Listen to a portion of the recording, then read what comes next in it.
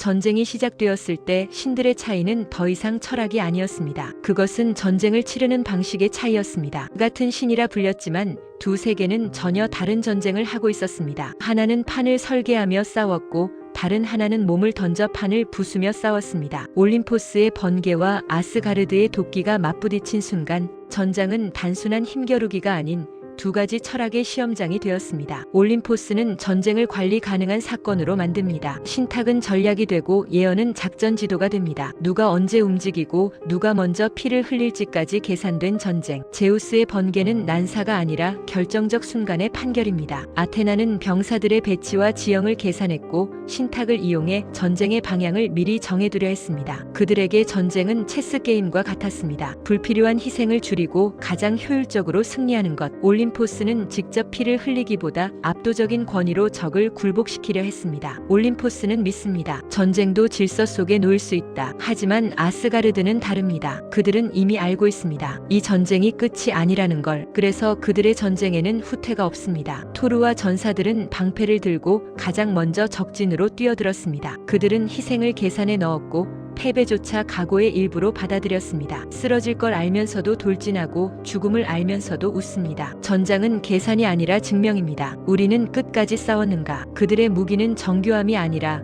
끝까지 물러서지 않는 투기였습니다. 이 전쟁이 흥미로운 이유는 양쪽 모두 분명한 강점이 있었기 때문입니다. 하지만 전쟁이 길어질수록 그 강점은 서서히 약점으로 변해갔습니다. 초반 전장은 올림포스의 것이었습니다. 규율, 포위, 분산 공격. 올림포스의 전략은 완벽했지만 예상치 못한 변수에 취약했습니다. 하지만 시간이 흐를수록 전장은 이상해지기 시작합니다. 쓰러져야 할 적이 물러서지 않고 두려워해야 할 순간에 더 웃으며 달려듭니다. 질서가 이해하지 못하는 광기. 아스가르드의 돌파력은 강력했지만 너무 많은 희생을 치러야 했습니다. 이때부터 전쟁의 균형은 흔들립니다. 정보와 전략에서 앞선 올림포스, 정면 충돌과 사기에서 앞선 아스가르드. 서로 다른 무기가 부딪힐 때마다 전세는 쉴 새 없이 뒤집혔습니다. 전쟁에는 항상 계산되지 않은 변수가 있습니다. 배신, 오해, 그리고 의도적인 혼돈. 신탁이 예측하지 못한 인간의 선택. 예언에 기록되지 않은 영웅의 배신. 누군가는 신탁을 왜곡하고 누군가는 예언을 비틉니다. 정보는 무기가 되고 진실은 가장 늦게 도착합니다. 그 작은 변수 하나가 전장의 균형을 송두리째 흔들기 시작합니다. 이 순간 신들조차 확신을 잃습니다. 누가 이기고 있는지, 그리고 이 전쟁이 어디로 향하는지. 올림포스는 깨닫습니다. 우리는 모든 걸 통제하지 못한다. 질서는 혼란에 빠지고 용기는 무모함이 되어갑니다. 한때는 올림포스가 승리하는 듯했고 다음 순간엔 아스가르드가 압도했습니다. 하지만 분명한 사실은 하나였습니다. 전쟁은 아직 끝나지 않았습니다. 하지만 한 가지는 분명해졌습니다. 이 전쟁은 누가 더 강한가의 싸움이 아닙니다. 누가 더 오래,